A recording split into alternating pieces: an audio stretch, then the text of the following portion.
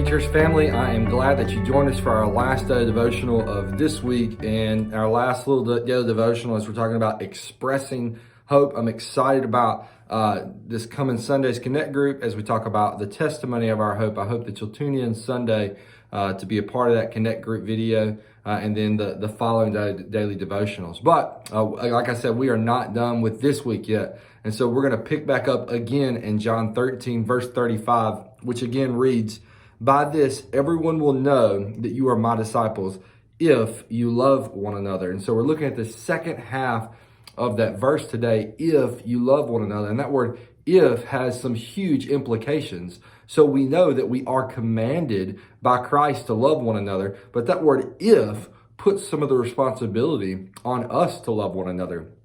If means that there is a choice, that we can either choose to be a reflection of God's character, or we can choose not to. We can choose disobedience.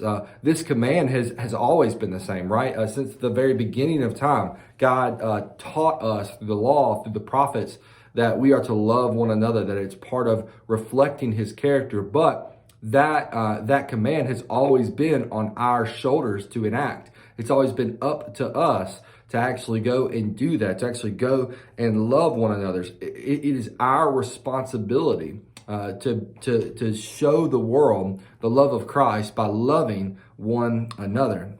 So every day as we move forward, we should choose an if that says, if you love one another. And so I hope that even today, you will choose to love others, love the world around you, to love your church family, to love your family, to even love your enemies and find ways to express the love of Christ to them. Our author gives us a couple of questions that he wants us to look at. So I'm going to read through those, and then I hope that you'll take a moment to kind of think through those, maybe write down your answers there. The first one is, what are the implications of your choosing love versus disobedience? And so I would just encourage you, maybe write love at the top of a page and disobedience at the top of a page, and just write the implications of living those out. And then the second question, how has God shown his love for you? And I think that is very clear, right? He loved us first, and that's the only reason that we know what love is at all. He has shown us his love through the sacrifice of his son.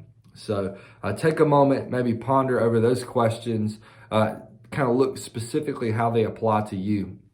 And then let's go out today and let's be sure that we are loving on the world around us. Church family, as you are working out that, as Paul says, you are working out your salvation, continuing to grow in your faith, we want you to know that we love you.